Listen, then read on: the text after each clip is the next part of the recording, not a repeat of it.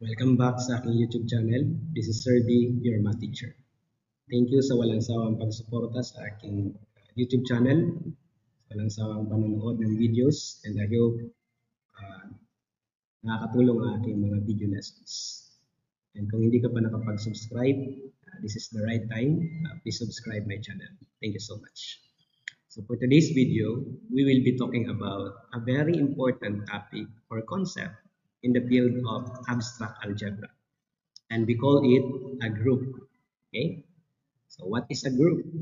Based on this, a group is an ordered pair, G, asterisk. So sa ibang reference, ginagamit nila is star. But anyway, here in this video, we will be using asterisk. A group daw is an ordered pair, G, asterisk, where G is a set, meaning G is a collection. Diba? When we say set, it is a well-defined collection of unique objects, right? Or we call it elements. G is a collection or a set, and asterisk is a binary operation. So binary operation here is usually addition and multiplication. Pero syempre pwede din naman yung subtraction and division. But anyway, yung addition and subtraction, they are just the same. And yung multiplication and division, they are just the same. Do you agree? Okay, allow me to show. For example, you subtract two integers. For example, subtract ka ng 3 minus 2. Okay, 3 minus 2 can be written as addition. So this is equal to 3 plus negative 2. From subtraction, 3 subtracted to 2, pwede na siyang gawing 3 plus negative 2. Inadd natin yung additive inverse ng 2 here. So this is negative 2, the additive inverse, right? Subtraction, addition, they are just the same. Even yung division and multiplication. For example, nag-divide ka ng 3 and 2. Diba? Ang 3 divided by 2, that is 3 halves, correct? They are just the same as writing 3 times 1 half. This is division, and this is multiplication. Diba? Nag-multiply lang tayo ng multiplicative inverse ang tawag na.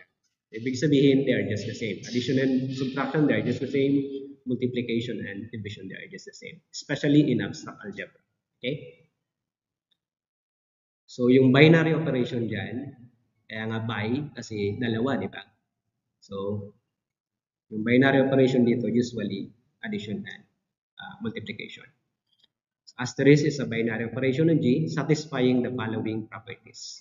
First property, closure property. Second, associativity. Third, existence of identity element. And fourth, existence of inverse. Okay?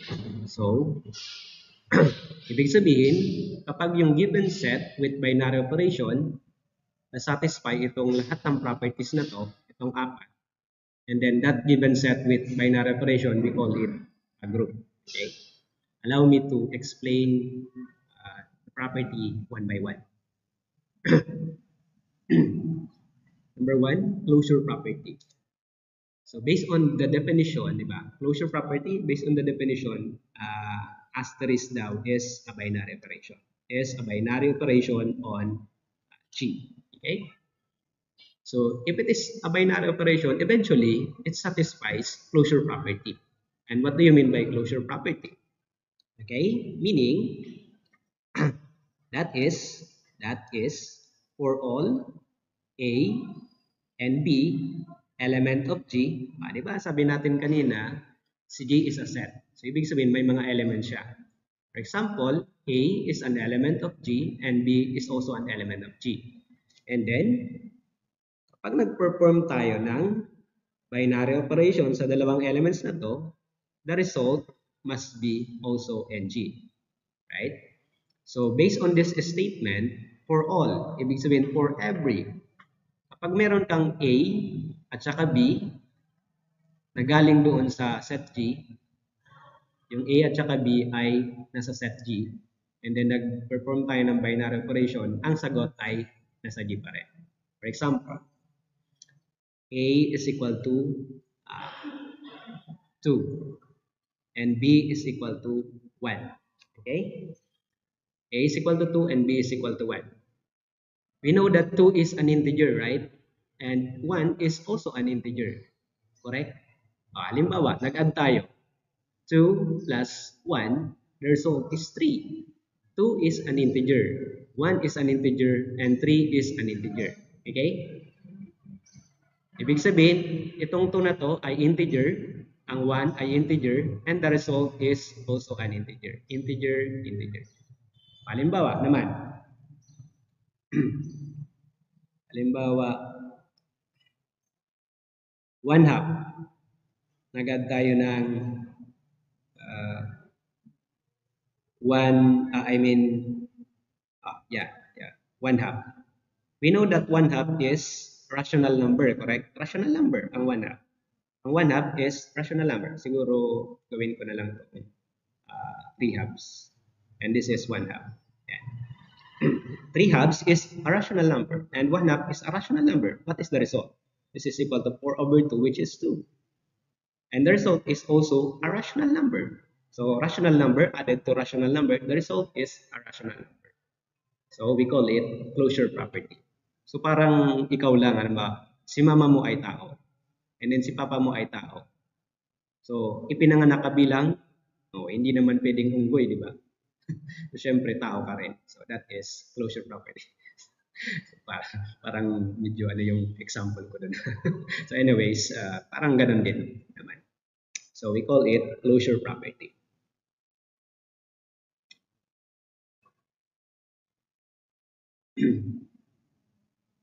Okay. Burahin ko muna yan kasi wala na tayong masusulatan yan sa associativity.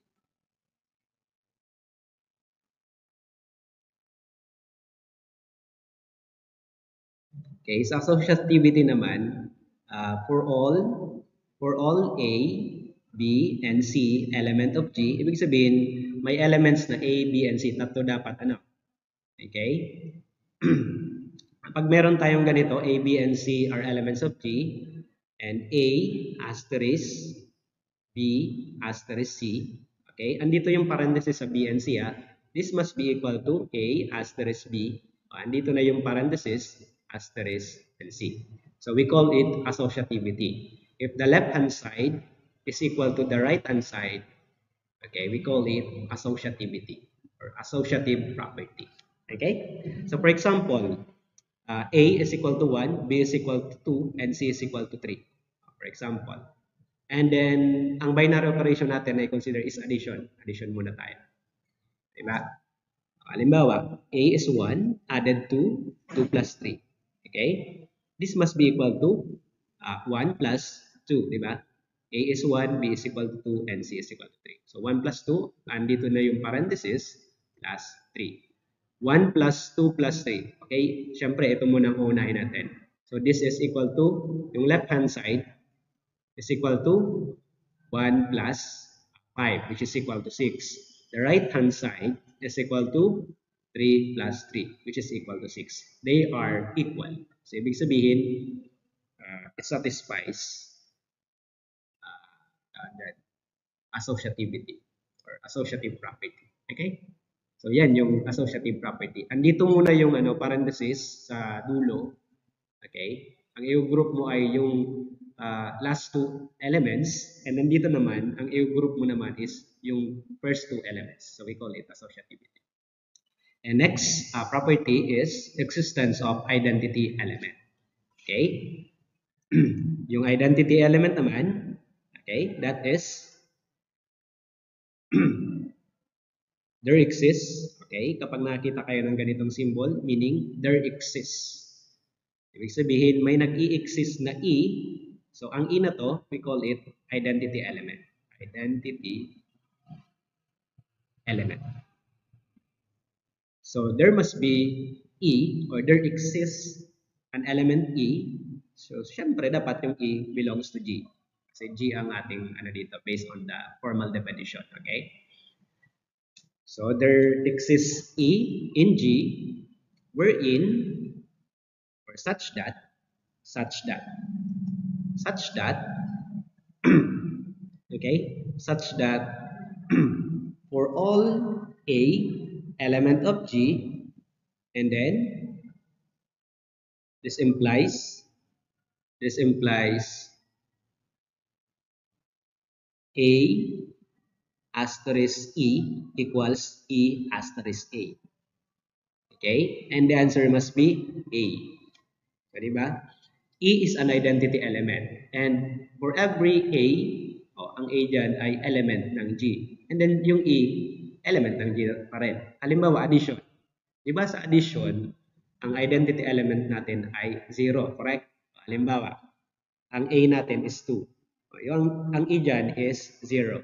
Halimbawa, 2 plus 0, diba? A asterisk E. So, A plus E. A plus E, 2 plus 0. So, this must be equal to E plus A, which is 0 plus 2, which is equal to 2, right? So, ibig sabihin, 0 is an identity element in addition. Okay. So, yan yung ibig sabihin. Next property is existence of inverse. Okay, for all A element of G, there exists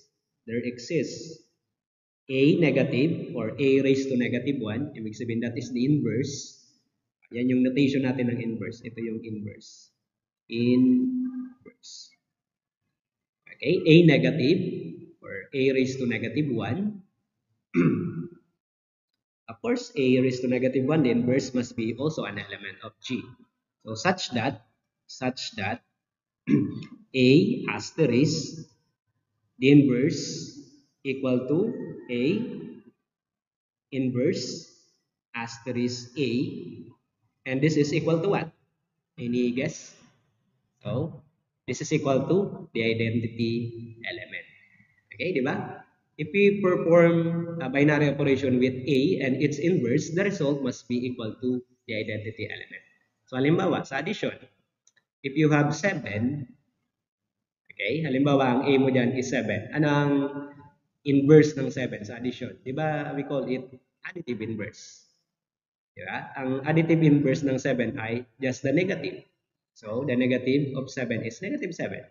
Pag inad natin siya, the answer is the identity element, which is 0.